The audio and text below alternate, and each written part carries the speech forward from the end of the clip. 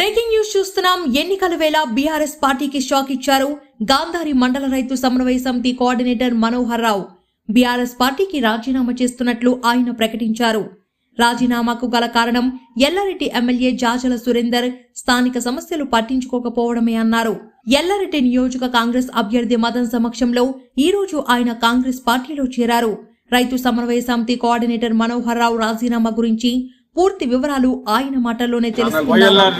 Yellareddy channel కు అభినందనలు.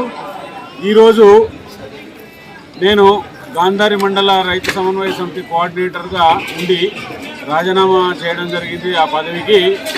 ఎందుకంటే ఏదైతే మనకు సమైక్యాంధ్రలో నీళ్లు నిధులు నియామకాలు అన్యాయం జరిగింది అని చెప్పి మనకు ఆత్మగౌరవం లేదని చెప్పి ఆత్మగౌరవం కోసం అని పోరాటం చేసి తెలంగాణ తెచ్చుకున్నామో, ఈ తెలంగాణ వచ్చిన తర్వాత మరి ఉద్యమానికి నాయకత్వం వహించిన కేసీఆర్ గారు ముఖ్యమంత్రి కావడం జరిగింది.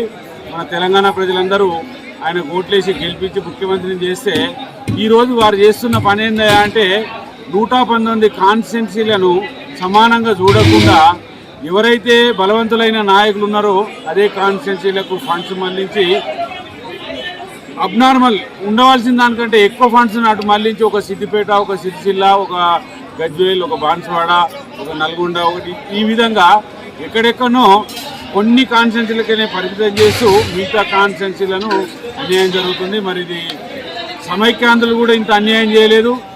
ఎందుకంటే ఇవాళ ఏదైనా ధర్నా చేద్దామంటే ధర్నా చౌక్ లేదు, ఎవరైనా ఉద్యోగస్తుల బాధలు చెప్పుకుందామంటే ధర్నా చేసే పరిస్థితి లేదు.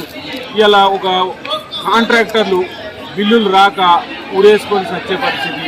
ఆ వర్క్లలో టెండర్ పార్టిసిపేట్ చేద్దామంటే ఎమ్మెల్యే అనుమతి లేనిదే టెండర్ చేయరాదు.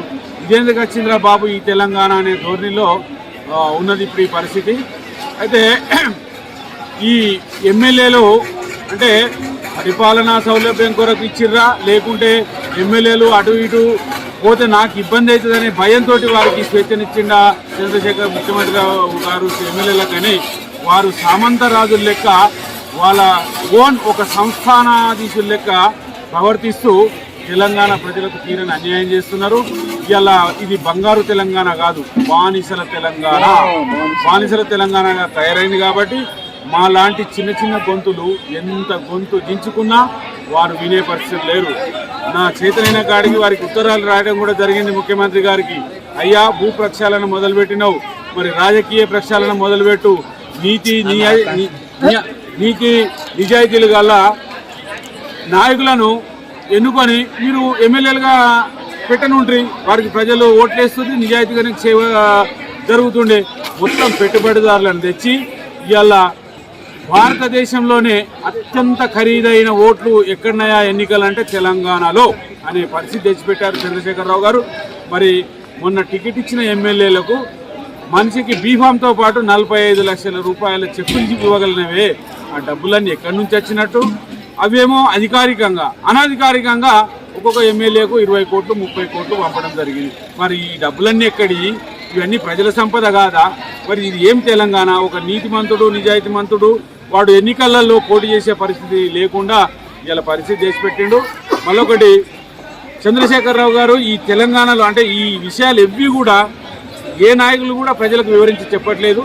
మాకు ఏదైనా వేదిక దొరికితే దాని ద్వారా చెప్దామనే ప్రయత్నంలో భాగంగానే మరి ఇలా తెలంగాణ ఇచ్చిన సోనియామ్మకు కూడా ఒకసారి ఆమెకు ధన్యవాదాలు చెప్తూ కాంగ్రెస్ పార్టీకి కూడా ఒకసారి అధికారం ఇచ్చి చూద్దామనే భావంతో మరి మాకు ఈ స్థానికంగా ఉన్న ఎమ్మెల్యే జాజాల సురేందర్ ఒక అనుభవం లేని, అసలు రాజకీయ లక్షణాలు లేని ఒక ఎమ్మెల్యే ఉన్నాడు. ఆయనకు మళ్ళీ టికెట్ ఇచ్చిండ్రు కాబట్టి దాని మీద కూడా నిరసనతో ఆ పార్టీకి రాజీనామా చేసి మరి మదన్ మోహన్ గారికి మద్దతుగా ప్రచారం చేద్దామనే ఉద్దేశం, వారిని గెలిపిద్దామనే ఉద్దేశంతో ఈ పార్టీలోకి రావడం జరిగింది.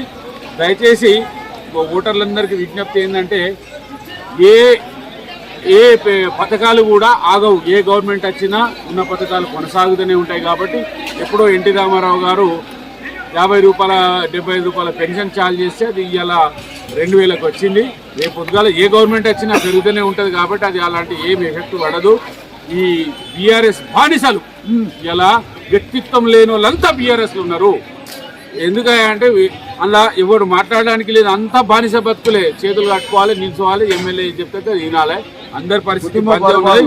దయచేసి మీరు మా బారాసలో ఉన్నటువంటి లీడర్లందరికీ నా విజ్ఞప్తి, మీరు మనసులను చంపుకొని మీరు ఆత్మను వంచుకొని అందులో పనిచేయకండి.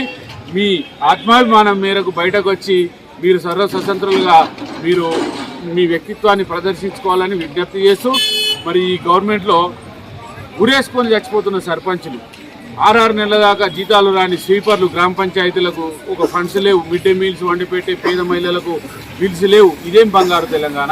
ఇది బంగారు తెలంగాణ కానే కాదు, ఇది ఒక దోపిడీ తెలంగాణ, ఇది నియంత్రణ తెలంగాణ అని చెప్పి నేను తెలియజేస్తున్నాను.